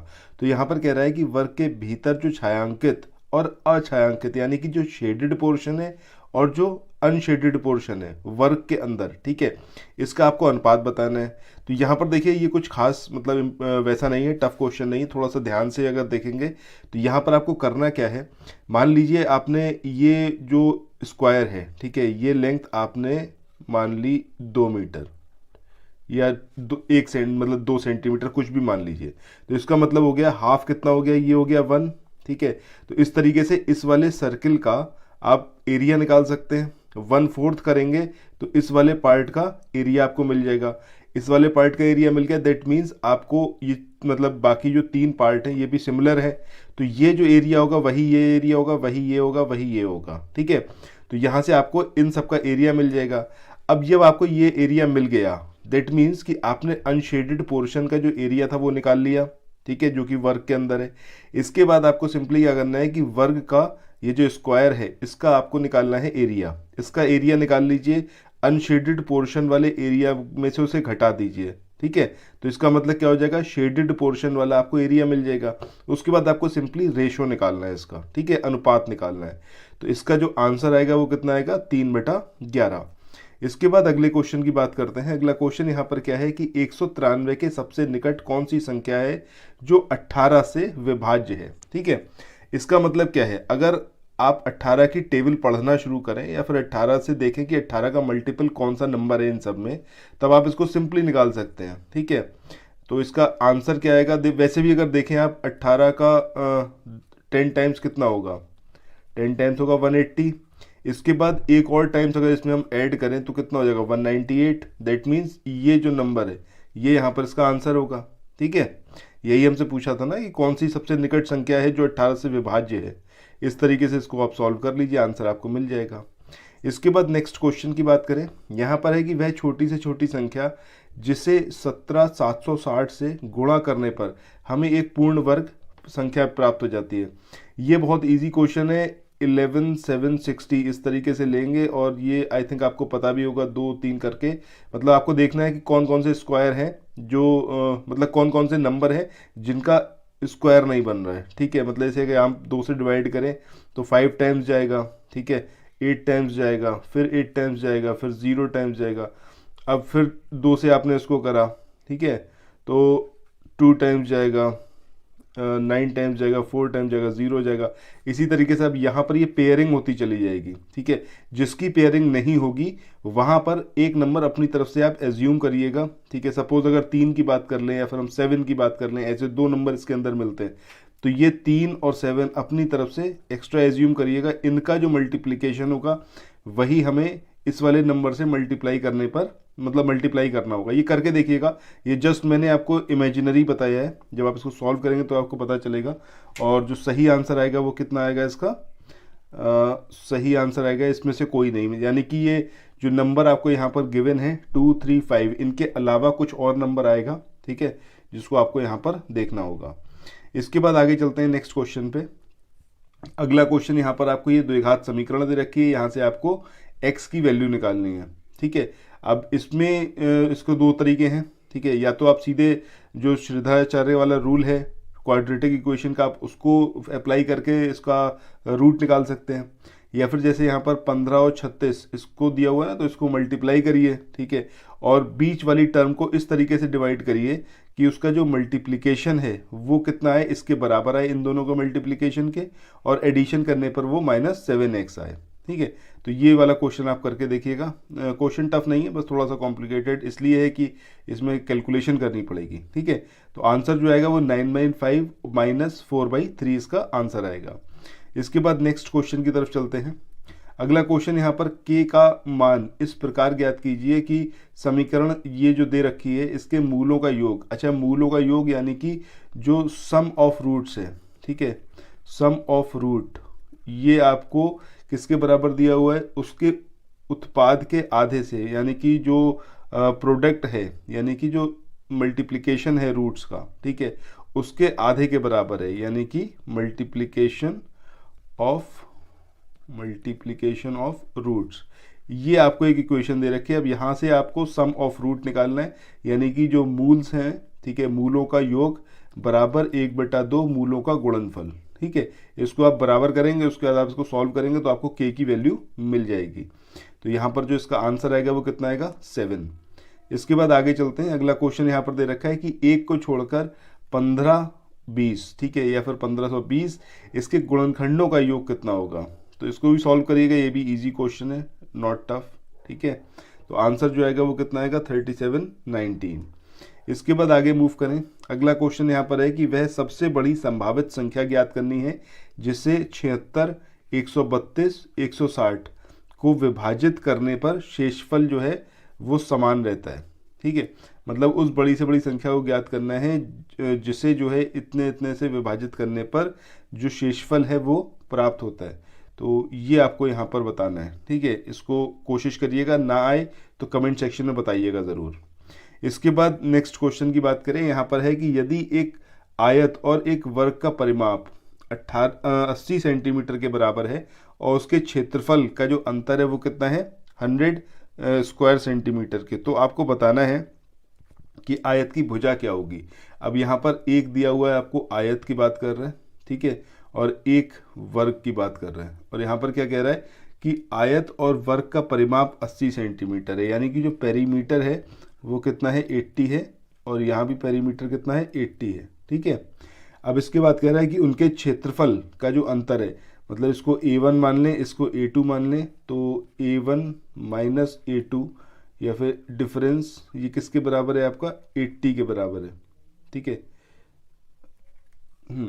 उनका जो अंतर है वो कितना है, 100 के बराबर है, ठीक है। अब इसके बाद कह रहा है भुजा आपको ज्ञात करनी है। जो अगर हम आयत के परिमाप की बात करें तो आयत का परिमाप क्या होता है, 2 लंबाई प्लस चौड़ाई, ठीक है। और वर्ग का परिमाप कितना होता है आपका, 4a बराबर, ये दोनों ही 80 दिया हुआ है, तो यहाँ से आप a की वैल्यू निकाल सकते हैं, ठीक है। और यहाँ से l और b में एक आपको रिलेशन मिल जाएगा, l प्लस b बराबर कितना हो जाएगा, 40। अब यहाँ पर जो एरिया वाला फॉर्मूला होता है, जैसे इसमें तो वर्ग की बात करें तो a स्क्वायर हो जाएगा डिफरेंस, यहाँ पर कितना हो जाएगा आपका लंबाई गुणा चौड़ाई। तो यहाँ से आपको a की वैल्यू तो पता है, तो a की वैल्यू उठा के यहाँ पर रखेंगे, इक्वल टू 100 करेंगे, यहाँ से आपको जो l इंटू बी है इसकी वैल्यू मिल जाएगी, ठीक है। और l प्लस बी की वैल्यू आपको ऑलरेडी मिल गई, दो इक्वेशन मिल गई, दो अननोन है, दोनों को सॉल्व करिएगा, then you will get the answer, ठीक है। आंसर कितना आएगा, 25 एंड 15 सेंटीमीटर। इसके बाद अगले क्वेश्चन की बात करें। यहाँ पर कह रहा है कि एक सम चतुर्भुज यानी कि रोम्बस की बात कर रहे हैं, उसका परिमाप कितना है, 4p है, और उसके जो विकर्ण हैं उनकी लंबाई कितनी है, a और b है, ठीक है। तो उसका क्षेत्रफल क्या होगा, यानी कि एक ये यहाँ पर दिया हुआ है आपको रोम्बस, ठीक है, ये हो गया इसके विकर्ण, ये a और ये हो गया b। अब देखिए जो इसका एरिया होगा वो सिंपली क्या हो जाएगा, आपका जो विकर्णों की जो लंबाई होती है उसको मल्टीप्लाई करिए, डिवाइडेड बाई 2 करिए, वही आपका क्या हो जाएगा, एरिया हो जाएगा रोम्बस का। अब यहाँ पर जो आपको p एक्स्ट्रा में दिया हुआ है, या फिर हम कहें तो इसका जो परिमाप दिया हुआ है रोम्बस का 4p, इसका कुछ भी यहाँ पर लेना देना नहीं है, ये सिर्फ आपको डिस्ट्रैक्ट करने के लिए दिया हुआ है, ठीक है। यहाँ पर इसकी ज़रूरत ही नहीं, बिना इसके ही सॉल्व किया जा सकता है। इसके बाद आगे मूव करते हैं नेक्स्ट क्वेश्चन पे। अगला जो यहाँ पर क्वेश्चन है, जैसा आप ये फिगर देख रहे हैं, इस फिगर में AC और BD ये 4√2 सेंटीमीटर दिया हुआ है, यानी कि AC दिस वन, ठीक है, एंड BD ये दिया हुआ है आपको कितना, 4√2। अब इसके बाद क्या कह रहा है कि AE और DE, ये जो AE है ये चीज़ और जो DE है ये चीज़, ये कितना है आपका 2.5 सेंटीमीटर। तो यहाँ पर कह रहा है कि संलग्न आकृति ABCDE, अब ये पूरे का आपको एरिया फाइंड करना है। अब देखिए यहाँ पर जो ये विकर्ण की लंबाई दे रखी है कितना, 4√2 दे रखी है, ठीक है, और ABCD क्या है, एक वर्ग है। वर्ग में अगर आपको विकर्ण दिया हुआ है यानी कि डायगोनल दिया हुआ है तो उससे आप भुजा निकाल सकते हैं और फाइनली आप उसका एरिया निकाल सकते हैं। तो इसका पूरे का एरिया आपको मिल जाएगा, ठीक है, इसका एरिया मिल गया। और जब आपको ये इसका वो पता चल गया, क्या नाम है, इसकी भुजा पता चल गई, दैट मीन्स कि आपको ये चीज़ भी पता चल गई इस ट्रायंगल के लिए, क्योंकि हाफ कर देंगे तो आपको ये बेस मिल गया, ठीक है। तो यहाँ से आप जो है इन ट्रायंगल्स का एरिया फाइंड कर सकते हैं। ट्रायंगल्स का एरिया फाइंड कर लीजिए और इसका वर्ग का एरिया फाइंड कर लीजिए, दोनों को एडअप करिए, then you will get the answer, ठीक है। आंसर कितना आएगा आपका 19 सेंटीमीटर। इसके बाद यहाँ पर ये जो आप देख रहे हैं अपनी स्क्रीन पर, ये आपका एक बार चार्ट है। अब इस बार चार्ट में आपको आर्मी, एयरफोर्स और जो नेवी है, ठीक है, इसके बारे में डेटा यहाँ पर दिया हुआ है। अब इस पर बेस्ड आगे क्वेश्चन आएंगे। तो सबसे पहला जो यहाँ पर क्वेश्चन गिवन है वो क्या है कि सभी वर्षों में मिलाकर नौसेना में भर्ती किए गए सैनिकों की औसत संख्या क्या है। अब यहाँ पर नौसेना में जो भर्ती हुए, अब नौसेना वाला ये ग्रीन वाला है, इस सबको आपको सिंपली ऐड करना है और इसका औसत निकालना है, वही इसका आंसर आ जाएगा, ठीक है। हज़ारों में ये संख्या दी हुई है। इसके बाद नेक्स्ट क्वेश्चन की बात करें, अगला क्वेश्चन जो यहाँ पर गिवन है वो है आपका वर्ष 2009 में नौसेना में भर्ती किए गए सैनिकों की संख्या, 2006 में थल सेना, मतलब 2006 और 2009 की यहाँ पर बात करी गई है। तो आपको ये फिर से एक बार पूरा देखना पड़ेगा। इसमें जो थल सेना की बात करें यानी कि आर्मी की बात करें 2006 की, ठीक है, तो ये डेटा यहाँ से निकल के आएगा आपका 25,000। और जो नेवी की बात कर रहे हैं वो कितनी है, 2009 की, ठीक है, ये डेटा आपका यहाँ से निकल के आएगा कितना, 85,000। इसके बाद जब ये आपका दोनों का आपको पता चल गया तो उसके बाद आपको सिंपली क्या करना है, उसका जो प्रतिशत है वो प्रतिशत निकालना है, ठीक है, उसको आप निकालेंगे तो आंसर कितना आएगा, 160%। इसके बाद अगले क्वेश्चन की बात करते हैं। अगला क्वेश्चन यहाँ पर है वर्ष 2010 में वायुसेना में भर्ती किए गए सैनिकों में 30% महिलाएं थीं और उस वर्ष वायुसेना में जो भर्ती किए गए पुरुषों की संख्या वो क्या थी, ठीक है। तो यहाँ पर आपको वही डेटा आपको फिर से चेक करना होगा कि 2009 में जो वायुसेना में भर्ती हुए टोटल सैनिक, उसमें उसका 30% निकाल दीजिएगा, वही क्या है आपका जो वुमेन्स उसके अंदर एंटर हुई, ठीक है, वो डेटा आप निकाल लीजिए। इसके बाद जो वायुसेना की बात करें तो वायुसेना में उसी साल जो पुरुषों की संख्या थी वो पुरुषों की संख्या कितनी थी, मतलब वो आपने 30% निकाल लिया, उसको ओवरऑल में से घटा दीजिएगा तो आपको मिल जाएगा कि कितने पुरुष जो थे वो भर्ती किए गए थे। तो इस तरीके से इसको आप निकालेंगे, आंसर कितना आ जाएगा आपका 63,000। इसके बाद आगे चलें, अगला क्वेश्चन यहाँ पर जो है कि वर्ष 2005 में वायुसेना के लिए भर्ती किए गए सैनिकों की संख्या तथा 2009 में थलसेना में भर्ती किए गए सैनिकों की संख्या के बीच जो अनुपात है वो अनुपात यहाँ पर आपको बताना है। तो यहाँ पर आपको फिर से इस देखना पड़ेगा इसको बार चार्ट को, ठीक है, और इसके अकॉर्डिंग जो जो चीज़ें यहाँ पर दे रखी हैं उन चीज़ों को यहाँ पर आप अप्लाई करके इसको निकाल सकते हैं, ठीक है। डेटा मतलब एग्जैक्टली आपको डेटा फैच करना आना चाहिए, किस तरीके से आपको डेटा देखना है। उसके बाद तो फिर डीआई वाला क्वेश्चन कुछ खास नहीं रह जाता, मतलब ईजी है। तो आपको फिर ये अनुपात प्राप्त हो जाएगा और जो इसका अनुपात आएगा वो कितना आएगा, 2:15। इसके बाद अगले क्वेश्चन की बात करें, यहाँ पर है पिछले वर्ष की तुलना में वर्ष 2008 में थलसेना में भर्ती किए गए सैनिकों की संख्या में लगभग कितने प्रतिशत कमी हुई है।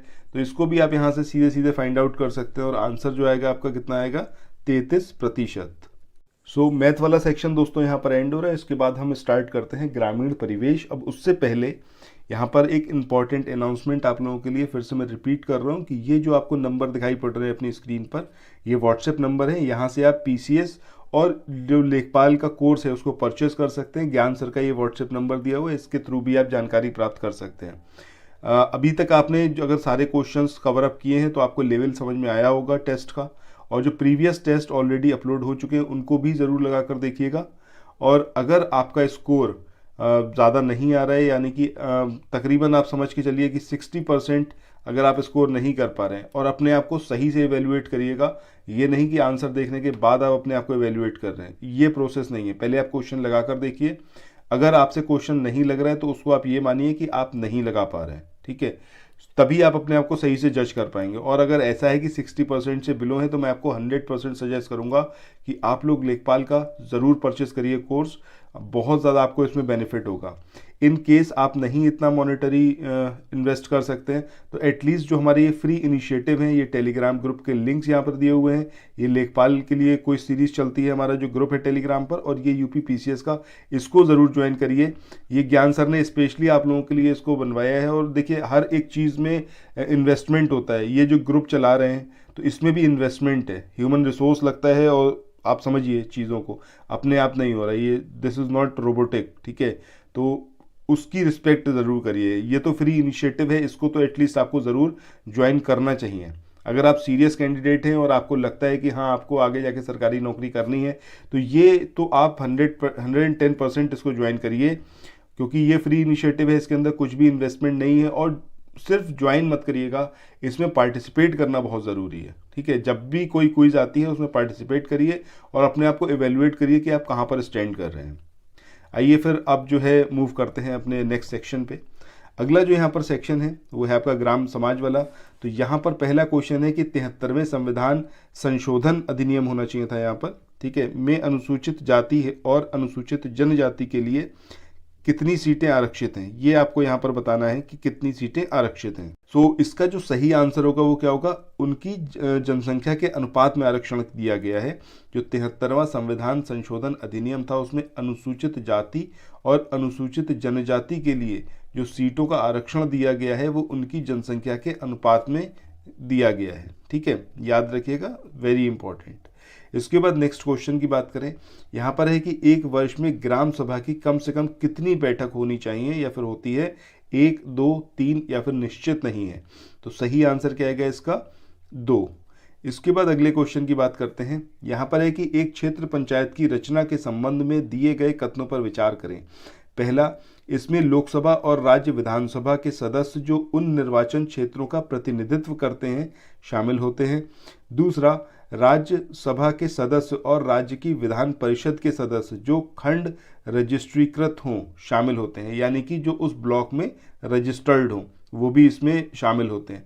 तो ये दोनों ही स्टेटमेंट यहाँ पर करेक्ट हैं। तो आंसर जो होगा हमारा वो कौन सा हो जाएगा, बोथ, यानी कि दोनों, ठीक है, पहला स्टेटमेंट दूसरा स्टेटमेंट।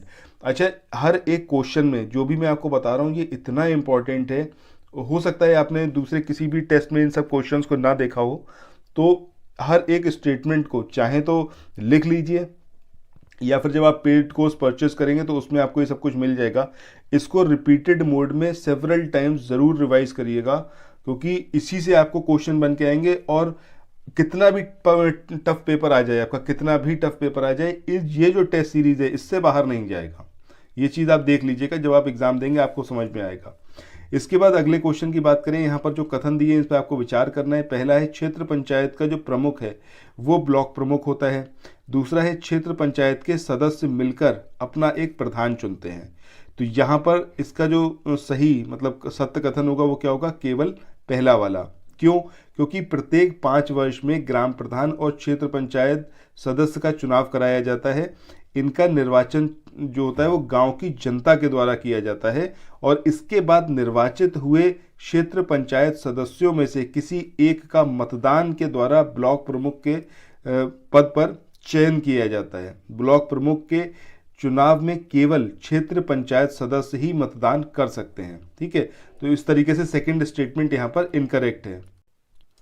इसके बाद अगले क्वेश्चन की बात करते हैं। अगला क्वेश्चन है, निम्न में से कब राष्ट्रीय ग्रामीण रोजगार गारंटी अधिनियम का उद्घाटन प्रधानमंत्री के द्वारा किया गया? 23 अगस्त 2005, 7 सितंबर 2005, 2 फरवरी 2006 या फिर उपरोक्त में से कोई नहीं। तो ये जो आपका national rural employment guarantee act है, इसके लिए जो सही आंसर आएगा वो क्या आएगा आपका, 2 फरवरी 2006 इसको लागू किया गया, लॉन्च किया गया या उद्घाटन किया गया, किसी भी तरीके से पूछा जा सकता है। जबकि 23 अगस्त 2005 को लोकसभा द्वारा इसको पारित किया गया था और 7 सितंबर 2005 को राष्ट्रपति की स्वीकृति प्राप्त हुई थी। इसके बाद नेक्स्ट क्वेश्चन की बात करें, यहाँ पर बात करी गई है कि निम्न में से कौन सा कथन भारत निर्माण सेवक इसके संबंध में असत्य है? पहला, यहाँ पर सरकार के कल्याण तथा विकास कार्यक्रमों के प्रभावी कार्यान्वयन में योगदान के लिए प्रतिबद्ध व्यक्ति नियुक्ति के लिए ग्राम पंचायत में आवेदन कर सकता है, ये स्टेटमेंट सही है। दूसरा, यहाँ पर व्यक्ति की आयु कम से कम 21 वर्ष होनी चाहिए, दिस इज इनकरेक्ट। अब कमेंट सेक्शन में आप लोग सर्च करके बताइएगा, या फिर अगर आपको पता है कि कितनी जो मिनिमम आयु है वो इसके अंदर रखी गई है। ठीक है, भारत निर्माण सेवक के लिए।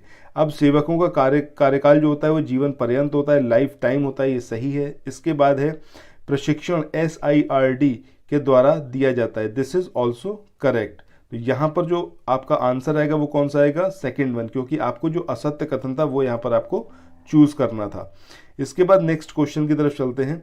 अगला क्वेश्चन यहाँ पर गिवन है, भारत सरकार द्वारा राष्ट्रीय किसान आयोग, इसका गठन कौन से वर्ष में किया गया, 2001, 2002, 2003 या फिर 2004। तो सही आंसर क्या आएगा, 2004।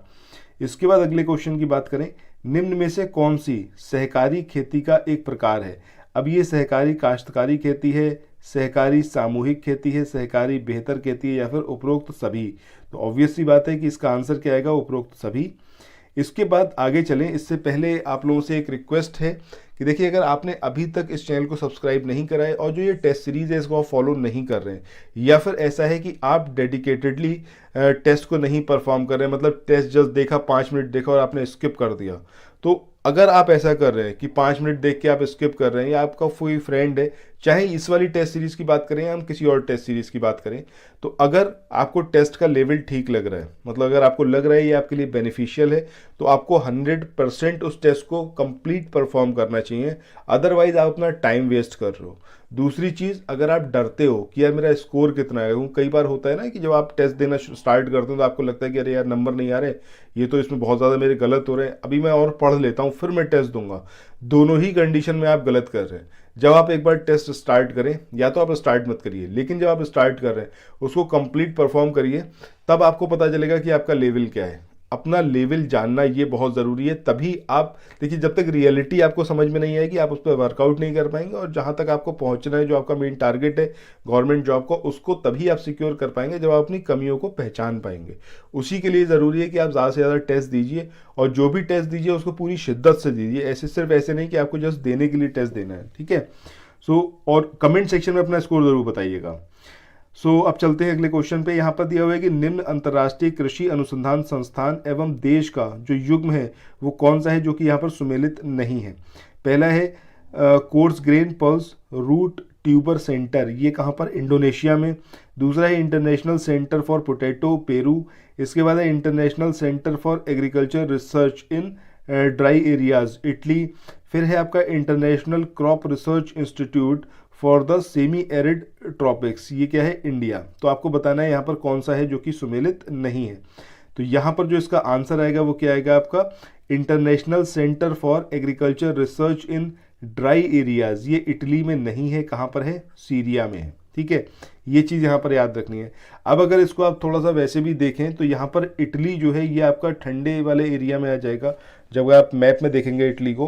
ठीक है, जबकि सीरिया जो है उससे कहीं ज़्यादा दूर है, और ये मतलब आपका किस में आएगा, ड्राई एरिया में आ जाएगा। तो उस तरीके से भी आप इसको देख सकते हैं। बहरहाल आंसर इसका यही आएगा।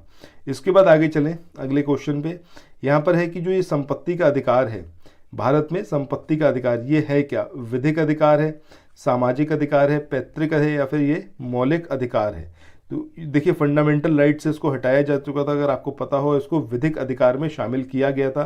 कौन से अमेंडमेंट के थ्रू करा गया था, कमेंट सेक्शन में आप लोगों से एक्सपेक्टेशन है कि आप लोग बताएंगे।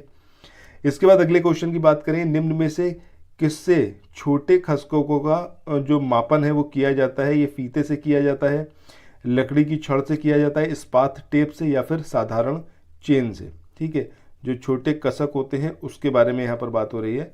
तो सही आंसर क्या आएगा आपका, साधारण चेन से उसका मापन किया जाता है। इसके बाद अगले क्वेश्चन की बात करें, यहाँ पर है उत्तर प्रदेश राजस्व विभाग के किस अनुभाग का कार्य जो है वो लेखपाल प्रशिक्षण विद्यालयों की स्थापना करना है। अब ये अनुभाग 1 है, 2 है, 4 है, या फिर 6 है। अब देखिए, आप तैयारी ही इसी की करने जा रहे हैं, लेखपाल का ही एग्जाम देंगे, फाइनली लेखपाल बनेंगे, तो इसका जो ट्रेनिंग सेंटर है, ट्रेनिंग स्कूल है, इसको कौन स्थापित करता है, तो अनुभाग 4 का ये काम है जो राजस्व विभाग का सेक्शन 4 है। ठीक है, इसके बाद अगले क्वेश्चन की बात करें, निम्न में से कौन सा एक कानूनी दस्तावेज है जिसमें किसी गांव के जमीन के टुकड़ों और उस पर उगाई जा रही फसलों का विवरण लिखा होता है। अब ये खेवट है, खाता वही है, खसरा है, या फिर ये दाखिल खारिज है। तो यहाँ पर किसके मतलब जो फसल वगैरह है उस सबका पूरा विवरण उस पर दिया होता है, तो ये होता है आपका खसरा। इसके बाद अब जो है मूव करते हैं नेक्स्ट क्वेश्चन पे। इसके बाद अगले क्वेश्चन की बात करें, निम्न में से कौन सा लेखपाल का कार्य है? पहला है तहसीलदार द्वारा निर्धारित की गई तिथि पर प्रत्येक मास में तहसील में उपस्थिति देना या फिर उपस्थित होना, सही है। दूसरा है आपदा से संबंधित रिपोर्ट रजिस्ट्रार कानूनगो को देना, दिस इज ऑल्सो करेक्ट। इसके बाद है पशुओं के संक्रामक रोग के फैलने पर उसकी रिपोर्ट जो है वो पशु चिकित्सक अधिकारी को देना, दिस इज ऑल्सो करेक्ट। तो आंसर क्या आएगा आपका? उपरोक्त सभी। ये सभी आपके कार्य रहेंगे, इसके अलावा भी बहुत सारे कार्य हैं, बट ये जो है यहाँ पर जो आपने देखे ये आपके कार्य रहेंगे जो आप लेखपाल बन जाएंगे। इसके बाद अगला है, निम्न में से कौन सा स्वयं अधिकार अभिलेख नहीं है किंतु अधिकार अभिलेख की आधारशिला है? अब ये खसरा है, खतौनी है, खेवट है, या फिर ये खाता वही है। तो सही आंसर क्या आएगा आपका? खसरा। इसके बाद आगे चलें, अगला क्वेश्चन यहाँ पर है कि चकबंदी के प्रकार से संबंधित कथनों पर यहाँ पर विचार करना है। पहला है, यदि किसान अपनी इच्छा से चकबंदी कराने को तैयार हो जाए तो इसे ऐच्छिक चकबंदी कहते हैं, ठीक है। दूसरा है यहाँ पर, अनिवार्य चकबंदी के रूप में आंशिक अनिवार्यता एवं पूर्ण अनिवार्यता चकबंदी, ठीक है। तो यहाँ पर आपको बताना है कि उपरोक्त में से कौन सा कथन है जो कि सत्य है। तो यहाँ पर सही आंसर क्या होगा? सेकंड, यानी कि जो दोनों ही स्टेटमेंट है, सेकंड मैंने गलत बोल दिया, दोनों बोथ, ठीक है। दोनों जो है वो यहाँ पर स्टेटमेंट सही है। पहला स्टेटमेंट भी सही है चकबंदी से रिलेटेड, और दूसरा स्टेटमेंट भी यहाँ पर करेक्ट है। इसके बाद आगे चलते हैं अगले क्वेश्चन पे। अगला क्वेश्चन है, उत्तर प्रदेश कौशल सतरंग योजना निम्न में से किस वर्ष स्टार्ट हुई? 2018, 19, 20 या फिर 2021?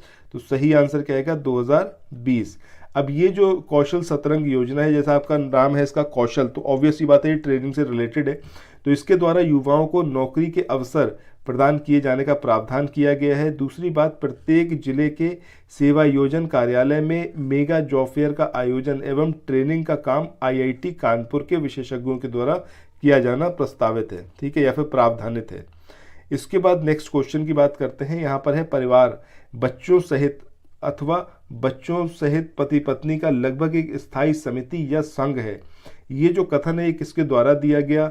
इलियट के द्वारा, मजूमदार के द्वारा, ऑर्बर्न, निमकॉक के द्वारा, या फिर ये मेरिल है।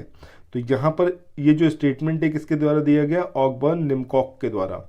इसके बाद नेक्स्ट क्वेश्चन की बात करें कि एक संयुक्त परिवार वह परिवार है जिसमें कम से कम कितने से अधिक पीढ़ियों के सदस्य जो हैं वो एक साथ एक ही घर में रहते हैं। मतलब संयुक्त परिवार की डेफिनेशन के से रिलेटेड है।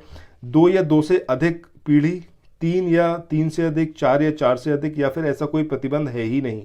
तो सही आंसर क्या आएगा? 3 या 3 से अधिक पीढ़ी जब एक घर में मतलब एक छत के नीचे एक साथ रहते हैं तो वही क्या है आपका? एक सामूहिक परिवार है। इसके बाद आगे चले, अगला क्वेश्चन यहाँ पर है, उत्तर प्रदेश व भारत में प्रथम नियमित दूध संघ की स्थापना लखनऊ में किस वर्ष की गई? 1929 में, 38 में, 47 में, या फिर 57 में? तो सही आंसर क्या आएगा? 1938 में की गई थी लखनऊ में। इसके बाद आगे बढ़ें नेक्स्ट क्वेश्चन पे। अगला क्वेश्चन है 96 नंबर का कि गांव में जल प्रदूषण का कौन सा स्रोत नहीं है? भूमि कटाव, पशुओं के जलाशयों में नहाने से, लाउड स्पीकर के द्वारा ध्वनि से, मानव अवशिष्ट एवं वहित मल के द्वारा। तो देखिए ऑब्वियस सी बात है, आपको समझ में आया होगा कि लाउड स्पीकर का कोई रोल ही नहीं है क्योंकि वो ध्वनि प्रदूषण से रिलेटेड है, जल प्रदूषण से नहीं है। इसके बाद अगले क्वेश्चन की बात करें, पर्यावरण सुरक्षा अधिनियम ये कब बना था? 1986 में बना, या फिर 76 में बना, 50 में बना, या फिर 88 में? तो ये तो इतना ईजी क्वेश्चन है क्योंकि आपने हर एक दूसरे एग्जाम में देखा होगा इसको। Environmental protection act 1986। इसके बाद 98 नंबर के क्वेश्चन की बात करते हैं, निर्मल ग्राम योजना का संबंध निम्न में से किससे है? मलमूत्र, ठोस एवं अर्ध ठोस कचरे के स्वच्छ निस्तारण से, स्वच्छ पेयजल आपूर्ति से, विवाद रहित ग्राम से, या फिर उपरोक्त में से कोई नहीं? तो जैसा इसका नाम है तो आपको समझ में आ रहा होगा कि मलमूत्र, ठोस एवं अर्ध ठोस कचरे के स्वच्छ निस्तारण से रिलेटेड है ये क्या आपका निर्मल ग्राम योजना, ठीक है। इसके बाद आगे चलें, क्वेश्चन नंबर 99, राष्ट्रीय ग्रामीण रोजगार गारंटी अधिनियम 2005 में कौन से कार्यक्रम का विलय कर दिया गया? काम के बदले अनाज योजना, संपूर्ण ग्रामीण रोजगार योजना, उपरोक्त दोनों या फिर उपरोक्त में से कोई नहीं। तो सही आंसर क्या आएगा, उपरोक्त या फिर उपरोक्त दोनों। ठीक है, इसके बाद आज का जो आखिरी क्वेश्चन है ये आपका national food for work programme, इसकी शुरुआत कब से की गई? 14 अक्टूबर 2015, 14 नवंबर 2014, 14 नवंबर 2004 या फिर 14 अक्टूबर 2015। तो ये जो national food for work programme है इसकी स्टार्टिंग कब करी गई थी? इसकी स्टार्टिंग करी गई थी 14 नवंबर 2004 को। यहाँ पर जाते जाते मैं आपको एक बार फिर से इस चीज़ के लिए बता रहा हूँ कि आप जो है अगर पूरा टेस्ट देने के बाद आपका 60% से बिलो आ रहा है तो आपको ज़रूर हमारे इस पेड कोर्स को परचेस करना चाहिए। ये जस्ट मेरा ओपिनियन है, अगर आपको भी ऐसा लगे तब आप इन नंबर्स पर तुरंत कॉल करिए या फिर ज्ञान सर का ये जो व्हाट्सएप नंबर दिया हुआ है इस पर आप संपर्क कर सकते हैं और यहाँ से आप अपना पेड कोर्स सिक्योर कर सकते हैं। अब जितना भी आपको इस वाले चैनल पर जो भी आपको ये टेस्ट देखने को मिल रहे हैं या फिर जो हमारा पेड कोर्स का मटेरियल है, जब आप उसको पूरा परफॉर्म करेंगे तो इन क्वेश्चंस को आप इजीली सॉल्व कर पाएंगे। देखिए कंपटीशन बहुत ज़्यादा है, आप जितनी भी तैयारी करें वो कम ही है, तो आपकी कोशिश ये होनी चाहिए कि आप एकदम जो कोर्स स्पेसिफिक कंटेंट है उसको पढ़ें। तो यहाँ पर जो ज्ञान सर पूरा कोर्स डेवलप कराते हैं, जो हमारे स्पेशलाइज्ड टीचर हैं, जो फैकल्टी हैं, जो पूरा ये कोर्स क्रिएट करते हैं, ठीक है, तो उनका मेन पर्पस ही ये रहता है कि सिलेबस में पॉइंट टू द पॉइंट जो है वो पूरा कोर्स रहे। इसी के लिए यहाँ पर थोड़ा सा आपसे मॉनेटरी सेंस में भी मांगा जाता है, अदरवाइज शायद ये कोर्सेज भी फ्री कर दिए जाते, क्योंकि वो पेमेंट तो आप समझते हैं ना कि बिना उसके तो नहीं पॉसिबल है ये सब चीज़ें करना, काफ़ी कुछ देखना होता है। तो बहरहाल आप इन नंबर्स पर कॉल करके अपना पेड कोर्स ज़रूर ले लीजिए। लेखपाल के लिए बहुत ज़्यादा टाइम नहीं है, 2 से ढाई महीने के अंदर एग्ज़ाम आपका कंडक्ट हो जाएगा। बाकी यहाँ पर अगर आप फ्री इनिशिएटिव ज्वाइन करते हैं तो ये बहुत ज़्यादा अप्रिशिएबल होगा। ये जो यहाँ पर आप देख रहे हैं ग्रुप्स, ठीक है, टेलीग्राम ग्रुप के लिंक है डिस्क्रिप्शन बॉक्स में आपको मिल जाएंगे, वहाँ से जाकर इनको ज्वाइन करिए और यहाँ से आप जो है लेखपाल की क्विज़ इसको परफॉर्म करना स्टार्ट करिए। और यूपी पीसीएस के लिए प्रयासरत है तो इस वाले टेलीग्राम ग्रुप पर, इसका लिंक भी आपको नीचे डिस्क्रिप्शन बॉक्स में मिल जाएगा, वहां पर जाकर आप खूब सारा क्विज लगाइए। और ये जो क्विज लगाएंगे इसका बेनिफिट आपको लेखपाल के एग्जाम में भी होगा, ठीक है, क्योंकि जीएस तो मतलब लेवल का फर्क कह सकते हैं, अदरवाइज तो जीएस तो वही है, ठीक है। तो एक 25 नंबर के क्वेश्चन जो आपके लेखपाल में आते हैं उसमें भी आपको बेनिफिट मिलेगा। तो मेरा सजेशन ये रहेगा कि दोनों ही आप ज्वाइन करिए। और ये वैसे भी फ्री इनिशिएटिव है, कुछ आपको इन्वेस्ट नहीं करना, बट आपको सीरियस होकर जो टेस्ट है, जो क्विज है, वो ज़रूर लगाते रहिएगा डेली बेस पे, ठीक है। तो इसी के साथ इस वाले टेस्ट को यहीं पर एंड करते हैं। आई होप आपने एंजॉय किया होगा टेस्ट को और अपना स्कोर कमेंट सेक्शन में ज़रूर मेंशन करेंगे। सो फिर मिलते हैं नेक्स्ट वीडियो में। Till then thank you so much, bye bye.